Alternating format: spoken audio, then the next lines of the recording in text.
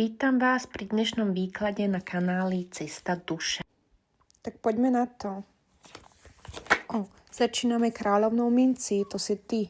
On ťa vníma ako ženu, ktorá má neskutočnú hodnotu. Si pre neho symbolom stability, bezpečia a domova.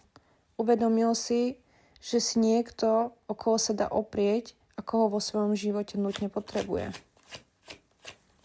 Druhá karta. Hneď. Vidíme tu 3 meče. Toto je dôvod, prečo do toho teraz nešlo. Medzi vami zostala obrovská bolesť, možno ticho, alebo zlomené srdce. On vie, že ti ublížil.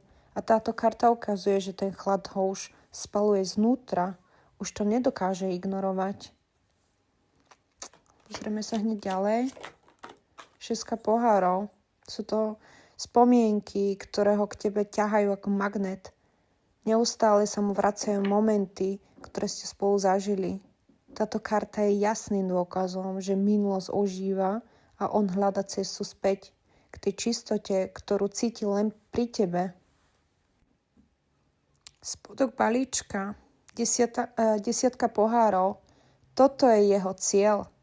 On sa nevracia len tak. Chce uzdravenie, chce rodinné šťastie a absolútne naplnenie. Pochopil, že skutočný domov nájde len u teba. Si pripravená uzavrieť túto kapitolu bolesti a prijať šťastie? Napíš do komentárov slovo stabilita. Ďakujem za tvoj odber a podporu, s láskou, tvoja cesta duše.